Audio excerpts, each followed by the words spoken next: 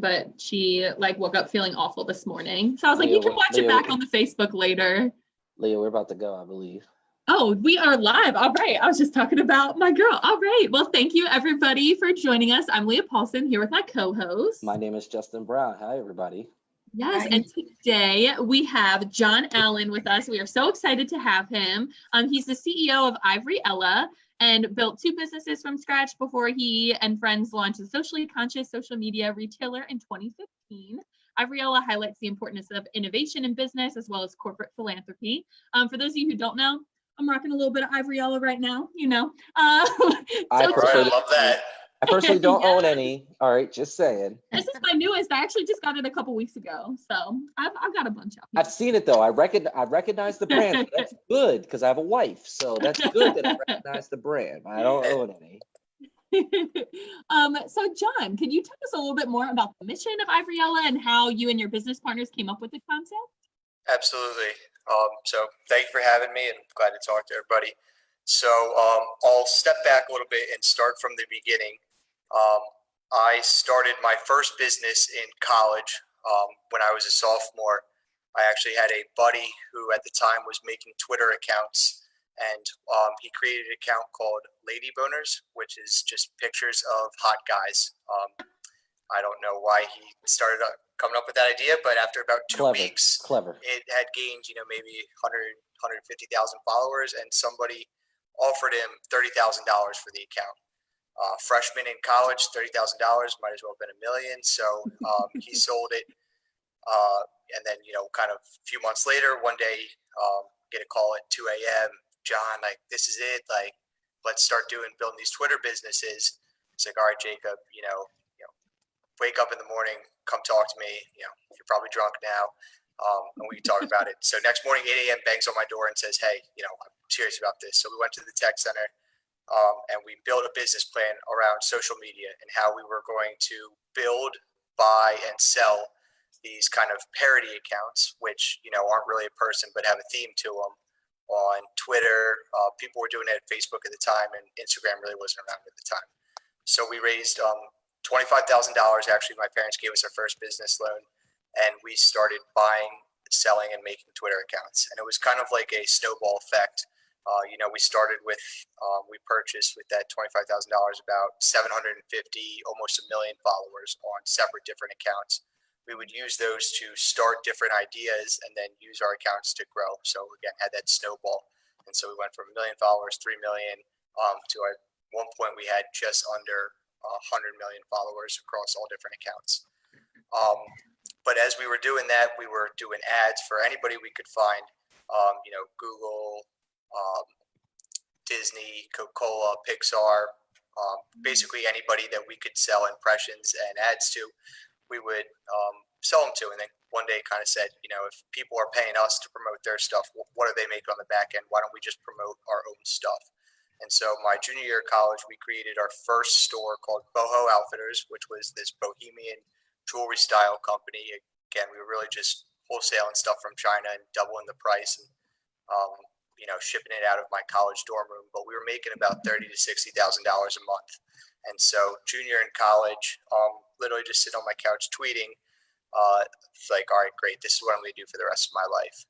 And so we started coming up with different concepts for stores. While we were doing that, we noticed this trend on social media with elephants. I mean, anytime we posted something with an elephant, especially a baby elephant, we would see 7 to 13 times the engagement, the retweets. People were just in love with elephants. At the same time, HBO released a documentary called An Apology to Elephants about the Ringling Brothers in the circus, and kind of how elephants were treated there. So it was really this storm brewing up of kind of demand for elephants. So we decided to build our brand around elephants.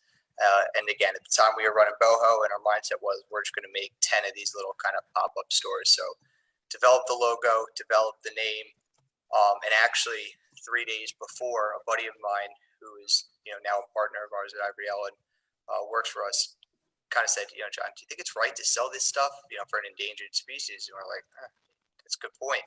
So we did just kind of what any other college kid does and Googled how to save the elephants. The first thing that came up was savetheelephants.org. we called them and said, hey, we have this t-shirt idea. They're like, well, we don't really do sponsorships. We've got, trouble. We're like, listen, if we write you a check, will you take it? And they're like, sure, absolutely. So we went on our way. We built 500 shirts, and we kind of said, if we sell these on the first month, amazing. The first week, life-changing. We launched April 18th, 2015 at midnight. It was a Friday at midnight. I was actually at a buddy's house at Bloomsburg University for a block party, and we sold out in 17 minutes.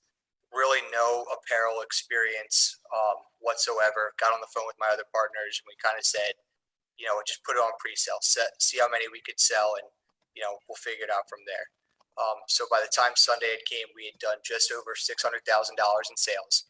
We had none of the product or any idea what we were going to do. My one partner, Matt, was a high school teacher at the time. We had met through social media. He was building these followings like me and my buddy in college were. And so we decided to kind of join up with him and 2 other people before we launched Ibriella to, again, have this really big free marketing channel. And so we had never met in person. We had met really once. And he calls me because I was doing all the fulfillment for Boho and goes, John, I don't even know how to turn on the printer. I have to go to work tomorrow. What are we going to do? I said, Matt, I'm in college. I got nothing better to do. Like, I'll come up, help you. So I went up to Connecticut that Sunday and really never moved back.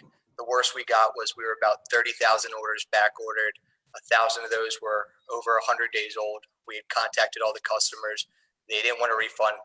They just wanted their shirt. So we really knew we had something special. About 7 months in, I actually fell asleep at the wheel. We were working about 20 to 22 hours every day, 7 days a week. You get to a point where you get to about 3 days in of really no sleep, and your body starts running off adrenaline, and it's actually hard to sleep. And so I kind of had that, where I felt perfectly fine. And then all of a sudden, I was going about 80 on the highway and just woke up spinning in flames, walked out totally okay. But really, took a step back. I'm a big mama's boy. My mom kind of came up and said, all right, this, lifestyle is not going to work out. You may be making good money, but it's going to kill you. So we really, for the first time in our business, started thinking smarter and not harder. And so we brought in some consultants with experience who built out an entire fulfillment facility for us. We built out an entire print shop, again, to really work smarter, not harder. And so, we kind of call those first 7 months just the dark times, because it's almost hard to even remember sometimes. Things were moving so fast. But so those, first 7 months were kind of super chaotic. And then over the next 2 years, we really grew. So we moved about 7 times in our first 13 months, which is a nightmare. I hate moving. I never want to do it again. But now we're in a 60,000 square foot warehouse. We do all of our own printing and fulfillment. So, on any given day, we can easily print 10,000 t-shirts. Black Friday comes around, we fill over 30 to 50,000 packages a day. So we really have built out quite a nice operation. So that was super quick, super high level, how Ibriella started and got in. Obviously, there's a lot of stuff down the way. And so, happy to talk about things that you guys think would be more relatable. I can go into deeper stuff with the charity component, whatever makes sense for you. I can talk about this for days, so I want to make the time most useful for you guys. So whatever you think's best. But that's my 5-minute elevator pitch. Wow, dang! I didn't know a lot of that beginnings stuff. I knew that you had started kind of with like the idea and stuff, and you were at Temple, right? Like when you started your first couple. So I was at Temple, and it was actually my senior year when we started. And so when I went up to Connecticut, we were still in classes. And again, I moved up there and I never went back. So I was taking 3 classes at the time, and I kind of sent my teacher's note. I'm like, listen, this is a once in a lifetime opportunity. I mean, every time I refreshed my phone, I had made $1,000. It was unbelievable. So I was like, I'm not coming back. I'm sorry. And they're like, it's all right. You're absolutely right. This is a great opportunity. And honestly, all 3 teachers gave me a C-. And so I was able to graduate. So I did actually graduate, which was nice. My mom was pretty happy about that. John is telling us you get degrees, but that's not what we're pushing. But John, you had to take it, man. I mean, like I said, my buddies around me at the time, and I'm kind of freaking out. We're at a house party. It's not even my buddy's house. I'm like kicking people out, turn off the music. Everybody's like, what? I'm like, guys, I just made $60,000 in 10 minutes. Everybody just be quiet for a second. I have no idea what's going on right now. I'm trying to figure out if it's a scam, if this is real life, what's happening. And so, it was absolutely crazy. But, 2 weeks later, we called back, Save the Elephants, and sent them a check for $50,000. And they're like, are you the kids that called us a few weeks ago about t-shirts? We're like, yeah, it worked. And they're like, so they flew us out to California. We were able to meet with them and the World Wildlife Foundation. And that really became a big part of what we do is giving back. And so a year and a half in, I was actually able to make my first trip to Samburu, Kenya. We were there for just over a week and a half, and it was one of the most amazing experiences of my life. There was one day where basically what we kind of believe in is, save the elephants. It's their job to really save the elephants. It's not our job to tell them where to use the money. We obviously make sure corporate overhead and things like that are following nonprofit rules, but for the most part, we give them a check and say, do what you want with it. We feel that's the best way to help out our charity partners is by letting them make the decisions. It's the reason we picked them as a partner, because they make those decisions the right way. And so we went and saw where some of our money was being spent, and there was a school just outside the National Reserve where we had built a fence for the school, which doesn't seem like a lot. It was, 10 grand, something that we do before 10 a.m. most days. And we get there, and there's just this line of people, paving the roads, clapping and singing for us. And it was this huge celebration. The girls hadn't been able to go to school for several years because they were being kidnapped or wildlife. And so this huge fence we had built had allowed girls to go to school for the first time in years there. And for the community, it was amazing. And so, again, it was one of the most amazing days of my life. It really, that's where I think kind of giving back and corporate responsibility really started to hit and resonate with me. Again, we didn't start this to be a nonprofit. We did start it to make money. We didn't necessarily start it to save the elephants, but now, absolutely, it's a huge part of what I do. We've been able to donate just over $2 million to save the elephants and some other partners. We do a lot with the Boston's Children's Hospital, along with childhood cancer. We have a girl, Megan Bug, who actually has childhood cancer and is a big spokesperson for it, who partners with us every year. We've been able to donate a couple $100,000 for that as well. So again, where we started is just elephants. We've kind of grown into that truly, good clothing for a good cause, our company logo, because that is kind of what we mean and what we want to do by everything we sell. So, yeah. Thank you so much.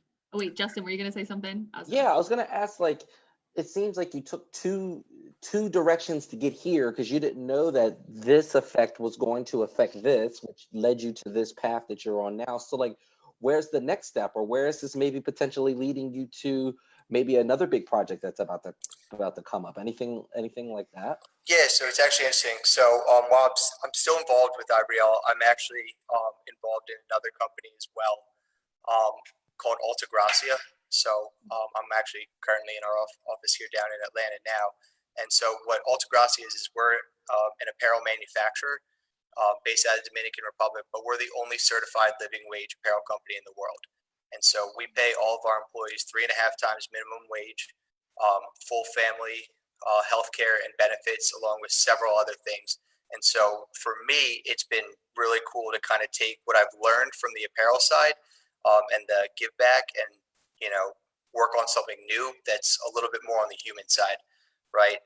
It's been crazy to kind of go down to our factory in the DR where, we have over 100 people employed and see just how much of a change, we've been able to give them and the community. I mean, you can see very clearly the employees that work at Alta Gracia versus the people that don't, people that are making, honestly, living in sweatshops, making shirts for a couple cents versus our employees who, make a few bucks every hour, which again goes a long way down there. And so that's kind of been my newest big project. It's been a lot of fun. We do all collegiate apparel. So we sell to over 800 different colleges across the United States and do licensed stuff. So it's been a fun journey, and that's kind of been the way I've gone down. Again, I had no apparel or definitely manufacturing experience going into this. I've obviously had to learn a lot quick. And so again, for me, I think in everything I do going forward, I want to have at some point, some charitable give back. Again, what we're doing with Alta Gracia is a little different. It's not necessarily a charitable give back, but we are really building communities down there, which is great. a few of our employees, we have over 8 employees who have actually left to start their own business from funding they've made from the company, which is so cool to see and do, to kind of see communities change like that. So. Yeah. Do you sell any apparel at Westchester University? I mean, that's what I'm rocking right now. Do we I do believe we are in the Westchester bookstore. So go Oh, check it very out. nice. Look for that Alta Gracia Yeah. Nice. clothing. So, and again, it's been cool for me to see, just from the financial side, how much we can make a T-shirt for, right? And then you go look at somebody like a Gildan, or Jardines, somebody that is pretty much known for running sweatshops to make sure it's the cheapest cost. And like ours is like 7 cents more, you know. So it really has no effect, and I think that's something that's so misconstrued out in the market, in the media right now. Is again, you don't really need to have a sweatshop to make money making apparel. Again, we pay all our people 3.5 times just a minimum wage, and again, it's like a 6 to 7 cent difference from just your standard run-of-the-mill sweatshop tee. So it's been kind of cool for me. Wow, that's so cool. I'm like so not business minded because I'm in residence life here. So like I'm learning so much from you right now. I'm fascinated. So I appreciate you. So we have a couple questions. So Joyce has a question for you. So Joyce, if you want to unmute yourself, you can go ahead and ask. Hi, Mr. Allen. My name is Joyce Romero. Thank you so much for coming out today. I love Ivoriella. I had it a bunch in like high school. I'm currently a junior marketing and international business major at Westchester University. So my question was just kind of like regarding your marketing strategy before like you even launched your product. What do you think helped you get so many people to want to buy the product within the time span it did sell out? Yeah, absolutely. So I think there are a few things to go into it. One, social media, I guess it was about almost 6 years ago, was a different place, right? Nowadays, it's really hard. I mean, you cannot get out there to millions of people virally for free. Facebook is king, and they basically, now that they own Instagram, they don't really let you go viral without paying. We didn't really have that problem back then, right? So things naturally went viral, back then, whereas they don't now. So we had a ton of followers, obviously, across different accounts. So we had a platform to reach people. Now, probably about 2 to 3 weeks before we launched, there was this thing on Twitter going around. It was called like the starter pack. It was like 4 pictures, and you group people really basically by this, right? So we did things like that, generic tweets where it would be like, again, like, the basic white girl starter pack, and it had like the Starbucks, like a pair of cut jeans, Converse, and then this Ivoriella shirt, which we wouldn't tell anybody what it was. But we started associating it with other really big brands in kind of creative ways like that. And so we generated this kind of organic buzz about it. We also built a Twitter page called Baby Elephants, which had over 600,000 followers. And the night we launched, we just changed that into our company account. So we had all these people that loved elephants already on a page, and then we sold them elephant products combined with, again, we had kind of subliminally put it with other really well-known brands, really high-end brands. So people saw it, they had questions kind of what it was, and they already had that preconceived notion that, this was a popular brand. Wow. That's brilliant. Wow. Dang. You made that Baby Elephant account and then just switched up on them. That was so smart. Yeah, it was a lot of luck. So like I could sit here and pretend like I'm the smartest marketer in the world, right? There are people that did it before us. We did it with Boho, and again, we were making $30,000 to $60,000, whereas last year we did almost 30 million with Ivoriella, right? So it's obviously a little different. We did hit almost lightning in a bottle. So again, there was definitely a strategy component to it. 90% of it was just pure luck. So I have another question, just kind of bouncing off of that. How does your marketing strategy back then compare to what it is now? So again, it's way different now. Everything is paid in some way, right? There are obviously different growth hacks you can do, and every once in a while somebody figures it out. So I don't know if you guys are familiar. It was probably 3 years ago. It's a company called Sunny Co-Bathing Suits, did the red swimsuit on Instagram, right? I actually know the guy very well. To me, that is like an example of genius viral marketing, where he found a way to basically get everybody to post for him and he sold over 1 million swimsuits on the first day. Now, he didn't have any swimsuits, so he was in a worse position than me. And he had gotten to a little bit of trouble with it, but he figured it out and now has a company from it. So every once in a while, right, somebody does have that genius marketing idea. Unfortunately, so much of online social is owned by, again, Facebook, which is king. And Facebook's really good at knowing that if you're making money, we're going to make money. And so they definitely limit you, and you have to, you have to pay to play, kind of.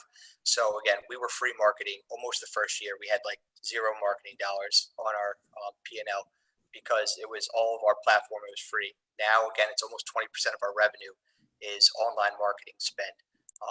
We're all over TikTok now. Again, obviously, as these new socials come up, there's always a window where for the social platform, content is, king. It's what runs the platform until they get big enough where they can monetize off it. So whenever we see those new platforms pop up, we try and capitalize as much as we can on it because there's not as much restrictions. But again, even now, by far, our highest generating platform is Facebook because they have so much data. Their algorithms are so good. So even though we have to pay for it, we do still do really well returns on it and get back from it. But it's just been that difference of balancing, again, kind of paid versus free. We could do a lot of free testing back then. Now and then we had to be a little bit more strategic with our campaigns to see the results we want to get. We can't just willy-nilly throw something out there because we don't necessarily know the results we're going to get.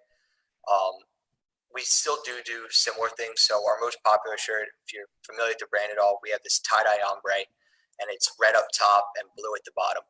The first time we posted that, we posted on Instagram, we just got ripped to shreds. I mean, every other comment was like, this is the ugliest thing in the world. Who would ever buy this?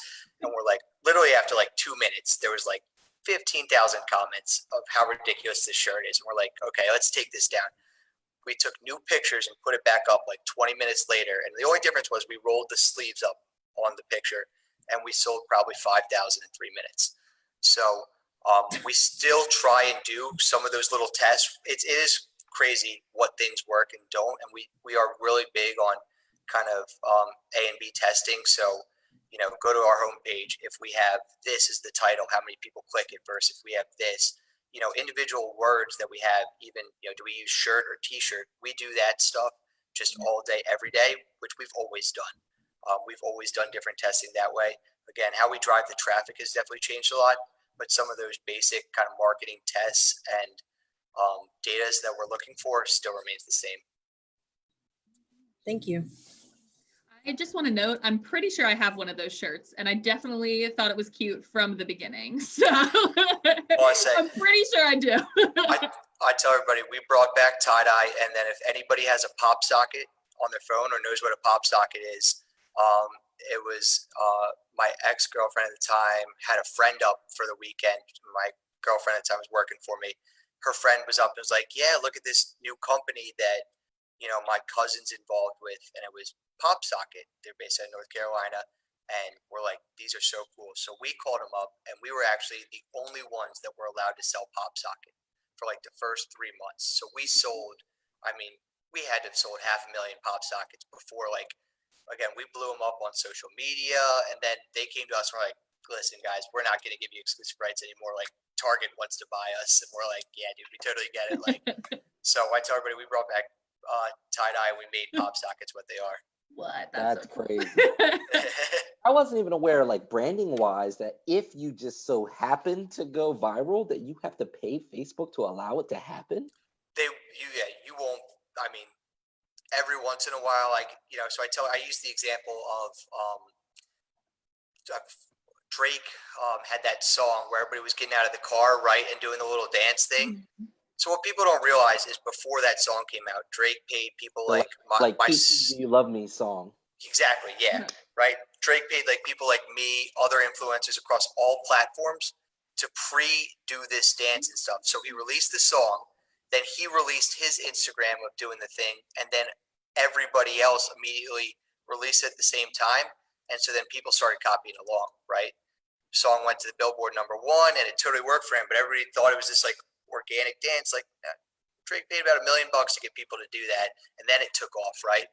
So it's really always be skeptical of what you see on the internet. For the most part, if something's going viral, there is an absolute monetary reason for it. Again, every once in a while, those things slip through. And now, especially with TikTok, more is getting through because it's a new platform, but it's already tightening up pretty quick.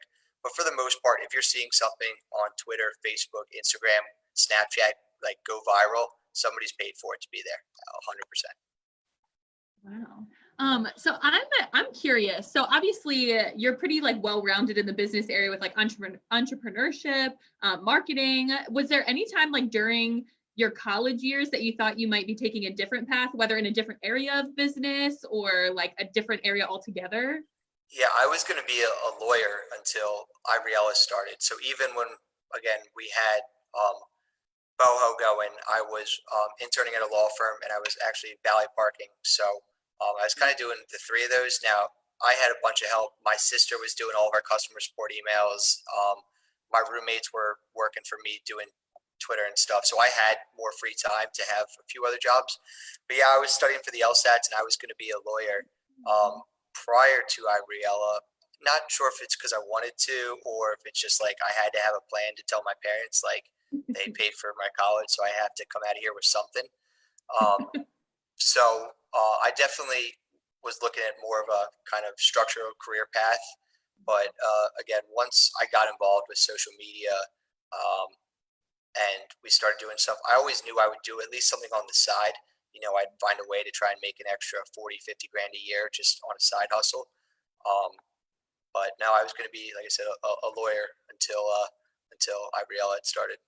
Dang, that's crazy. You just never know like when your path is going to change, because we have, well, in a lot of universities it's undecided, but here we call it exploratory studies. But even like our students who declare majors, and it's like, across universities in the country, like people will change 3-4 times, like figuring out what they want to do. And people like don't know how to feel about that, but you just have to move wherever, you feel like you're needed at the time. So for you, it felt like law at first, but now here you are. So yeah, I said I came into school even before that wanting to do, like television and news and producing stuff like that. So I mean, I probably changed my mind 3 or 4 times throughout college. I feel like everybody does. If you don't, yeah, but yeah, absolutely. So I have another question for you. So I know you've traveled. You mentioned Kenya and the Dominican Republic. What are some of the other like awesome experiences Ibriella and your current business like have afforded you, whether it's like to travel or just something memorable or rewarding? Yeah, I mean, I've been extremely fortunate to be able to travel a lot. I've lived in a lot of different places. I mean, I've moved probably myself 8 or 9 times over the last 5 years. I'm in Atlanta now. I'm actually moving to Raleigh, North Carolina next week. Lived in Boston and New York for a little bit. Philly, obviously, is where I'm from. So I have had the opportunity to move everywhere. And I think, for me, I would say probably until my sophomore year of college, I was like the typical, like, why would I ever leave the United States? Like, it's the greatest place in the world, right? Like, everything else is going to be, a step worse. And so my sophomore year, I visited my buddies in Barcelona who were studying abroad. And it totally changed my life. And I was like, this is the most amazing thing ever. Other cultures, how people experience the world, how they think differently. And so I've always loved to travel. I mean, I probably travel at least somewhere once a month, once every 2 months, whenever I can. So, it's not a great story for you. Again, that day in Kenya was one of the most amazing experiences of my life. But I mean, I have been able to kind of be everywhere, which is nice. Again, the United States, Europe, a little bit in Asia. So I've been fortunate enough to be able to kind of go everywhere. Another good story, when we were in Kenya the one night, I was laying out by the river because, I mean, the stars are there's just no light over there. We were staying in the Samburu Wildlife Reserve, I believe. And so there was just no light, nothing. So, I mean, I could stare at the stars for just hours at a time. I mean, you'd see a shooting star every 5-6 seconds. And so I fell asleep there. And next, like, a few hours later, like, the guards like wake me up. Everybody's yelling at me all mad. I'm like, what the hell's the big deal? Like, 2 days later, they bring me back out to where I was sleeping, and there were these jaguar paws that were like the size of my hand. And they're like, this is why you cannot go off alone. And I'm like, holy shit. Like, okay. John was Tiger King. He was Tiger Yes, King. exactly. So no. John, did you watch it? Did you watch Tiger King? I did. So. Leah, come on, Refuse. Leah. I can't. Come on, Leah. You haven't Can't seen either. it? No. Can't stand it. John, we Can't actually do have a it. question from Patricia, so we're going to allow her to ask her question to you. Absolutely. Hi, John. My name is Patty Diggin, and I'm the director of the Entrepreneurship Center here at Westchester University, the Cottrell Center. So I was so pleased that Leah reached out to me to try to promote today, because you epitomize I bring guest speakers to campus all the time, and I'm hoping I can get you in the fall because we're going to be back, I hope. I really would love to have you come, and especially we have a Global Entrepreneurship Week that we celebrate. It's the last full week before Thanksgiving every year. I bring a lot of speakers to campus then, and your messaging is so important to our students. And so my question was, how do when I'm working with students that are building out their business ideas, or they want to start businesses, or they are starting business, a lot of them do come to me, particularly wanting to do something in the retail space of developing a product to market or a cosmetic line or whatever. How do I inspire them to incorporate CSR in their overall business strategy? I also teach the business course, Business and Society, which is hinged around corporate social responsibility. So I'm really in that track, if you will, and I'm trying to get students to understand social impact as what you can be, as you've proven. You can be a for-profit business that's still doing good. You don't have to just be a nonprofit to help out others in the world. Absolutely. And it's just, obviously I would love to come. So Westchester, I'm from media. So Westchester's obviously close to me. Right Like I down the said, street, for Altagracia, we do business with you guys. So it gives me a good reason to come anyway, too, for business. But so, I'll attack that question kind of a couple ways. First, from just a strictly business and number standpoint, it makes sense. That's what we found. So for me, I'm a very data analytics guy. I mean, I've been selling primarily women's clothes since I was, 18 years old. There's a reason for that, right? More women buy online. And there's more women online. So that's why we chose to start with boho. And that's how, again, we got into Ivriel. While it is unisex, it's 90% female. And so I look at everything from a number standpoint. What we found for us, our 10% that we donate to Save the Elephants isn't necessarily a traffic driver. It was in the beginning, but not as much so now because it's become more common. But what it does is it really helps our abandoned cart rate and conversion rate. And so what we find is that people who either add to cart or when they get to checkout, we still charge $7.49 for shipping, which in Amazon's world is almost unheard of. And the reason we can do that, to be honest, is because there's a little bit of a guilt when people get to that cart that now they know they're making a difference. They don't want to take it out. So from strictly a business perspective, I am a true believer of it works. I've seen the numbers. I've worked with other companies that have, again, implemented it, not to drive traffic, but rather to take the traffic they already have and, again, increase those conversion rates, that abandoned cart rate. So that'd be the first way to say it. Again, for me, the second piece, I just think that's the way the world is going. Even before the madness of Corona, which I think is going to add to it, we saw a pretty big trend in just CSR and businesses because consumers were really looking for it over the last few years. It kind of became a thing of not a differentiator, but if you don't have it, we're not even going to shop here kind of thing. We're not going to shop here because you have it, but you're immediately off the list if you don't have it. If that makes sense. And so it has become a more industry-wide thing, especially in apparel. It is just a common practice now. So from that kind of standpoint, again, I think it makes sense just because of the business results you see from it. Obviously, if you can combine that with something that you're passionate for and want to do, it's even better. One of the big things, Save the Elephants, and we kind of let them do the speaking for us on it, is we're by far their number one biggest corporate donor. And so they encourage other people. They don't necessarily want nonprofits. Again, awareness isn't the biggest thing for them. They know how to use the money better. So companies that are able to use profits to put it back into the business to grow business means bigger donations for them. And so they actually have, because of us, encouraged people to adopt a similar business model to us. Hey, don't start a nonprofit.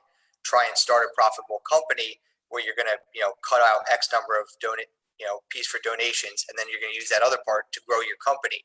Because the bigger the company you are, obviously the bigger the donations are. There are just so many restrictions with nonprofits, and for good reasons, that it limits growth. And so, especially if you're an entrepreneur and wanting to start a business, growth is everything. And so, if you're able to now help your cause that you want to support while growing a business, which helps you, it's kind of a win-win for everybody. So again, for me, I haven't at least found reasons not to do it. Again, because for us, the 10%, we donate. I mean, that's just, again, I can look at that in a conversion rate number and know that we would lose X number of dollars if we didn't do it. And I can tell you it's much greater than the 10%. Great response. So it's so good because you had the business side with the, with the practicality side. And it's interesting too, because yesterday, I don't want to bore everybody on here, but I was talking with a gentleman and Wednesday, and he he's been involved with Wall Street for 50 years. But he said at the end of our conversation, he said, and I want you to know that I definitely believe in free market business. So I said, oh, are you Milton Friedman? And he's like, yep. So those of you, I hope all of you, if you're not business majors, you're probably like, what is she talking about? But you better know what that is, Joyce. So I said, because I'm not, I'm more the Bill Gates. I said, so I just kind of dropped it. I went like, okay, but you're definitely in the Bill Gates lane of, because he's the same way of, there's so much you can do out there if you just think about it. Like you can serve underserved populations and be making a living. There's just so much you can do if you just put your mind to it, and don't just think about the profits. Yeah, and think again, about the triple bottom line. We so for Alta Gracia, which we had now, we do take a business perspective of it. Earlier in the year, we did have to do layoffs at our factory to make it more efficient. But now we've hit our efficiency numbers, and we're actually rehiring people again. So we originally the business was run. Alta Gracia has been around for actually almost 10 years. And so myself and other gentlemen came in and purchased it over a year ago. What is the name? Can you spell that for me again? ALTA GRACIA, Alta Gracia. Oh, Gracia. So, what we did is we kind of went back and we did build it as a business for the right reasons. And again, in our research, we found out that we can pay people more money and still get the same kind of product and result. And actually, we found that our product quality is even a little bit better because our employees care more. And so it made a ton of sense for us as a business to, again, dial back a little bit. But then as we shared that message, as we've grown a little bit, we've been able to do even more than we originally started with. And so it's been, I do think you don't have to have a, only business mindset and then, only charity. There is a good middle ground, which again, for the most part, almost everybody can and probably should be doing. I am a believer of that, that in some way we all have to do our part a little bit. But again, there are plenty of business reasons to do it as well to make that bottom line number bigger. So. Great. Thanks Absolutely. Thanks for being here. Are you recording this, Leah? Yeah, we actually are going to have it so you can watch it back on our Facebook if you would like to. Awesome. Check it out again. And Patricia, we've met before. Yeah. We've met before as well. Good Hi, to Justin. see you again. I do remember. I think we met in Sykes or something at one of those. We did. Your office does great things.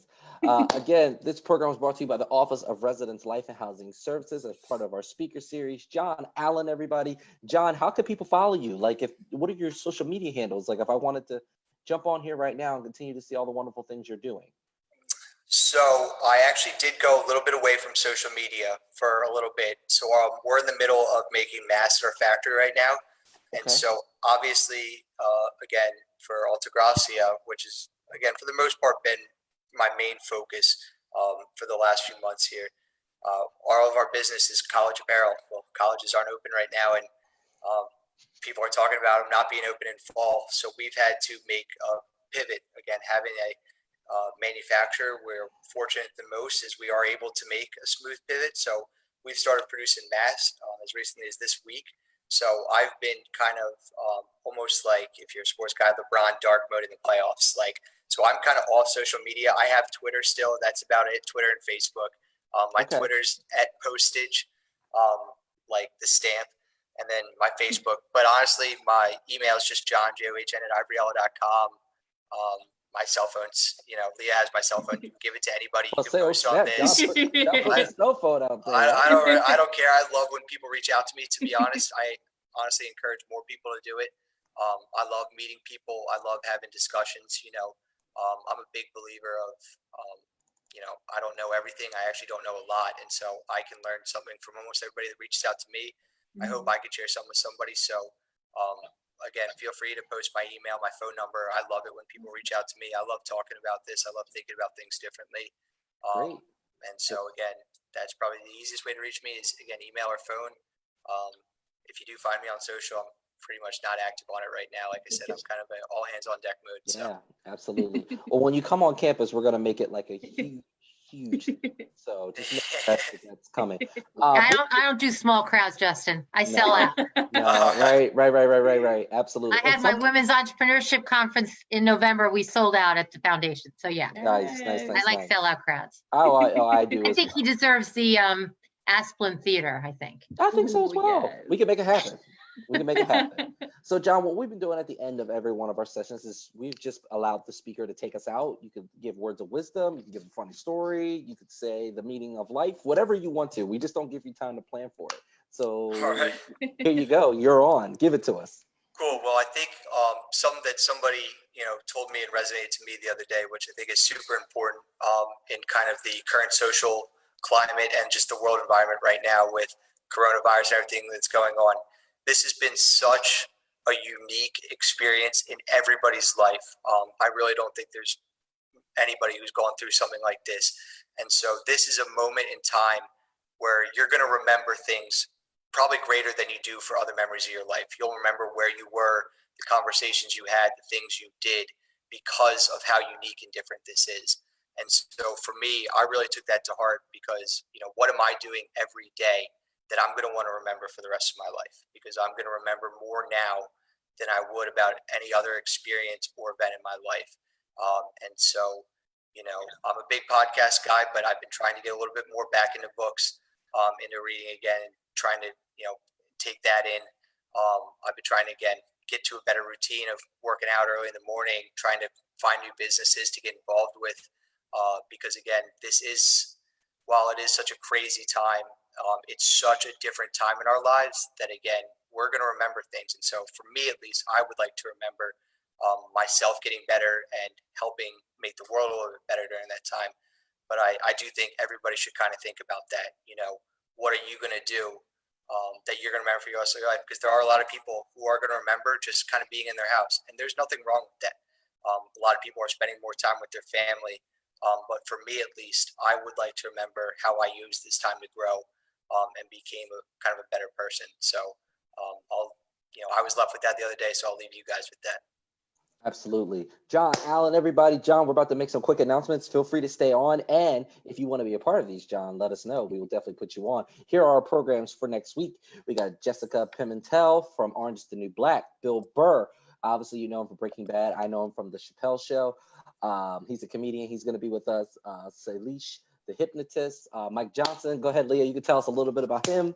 Should have been The Bachelor 2020, but he was on the last season of The Bachelorette. Right. Leah Delaria, Orange is the New Black. She played Boo. Meryl Reese, the voice of Philadelphia.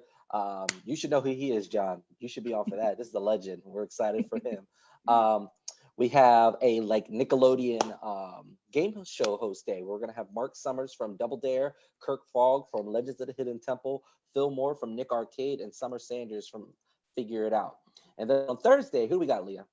That is another Bachelor couple, Jared and Ashley. They're pretty famous in the Bachelor world. That's what people are telling me because I'm asking. I'm trying. They really are. Those are filling up already. They're excited about it. Justin, are you not on the Bachelor game? No, man. You're missing out You're missing out on great TV, man. You're missing out. Can I just be honest? I didn't even know there were any people of color on The Bachelor. or The Bachelor? I didn't know. Well, I've to never be seen it. honest, there aren't a ton to be truly, yeah. So when this happens, I'm just kind of like, meh, and kind of like turn channel, and I'm not a bachelor, so, whatever. And the last three we have is Kyla Lacey. She's spoken word. She's going to hit us with some cool stuff. Claudia Jordan, you've probably seen her everywhere. Real Housewives of Atlanta. She was on Deal or No Deal. She was also on a couple seasons of The Apprentice with our president. And last but not least, we had a late submission today. And I'm going to butcher his last name. We need to make sure we figure this out. Formerly known as Timothy De La Ghetto. His name is now, I guess his formal name, Timothy Chantaraganzo.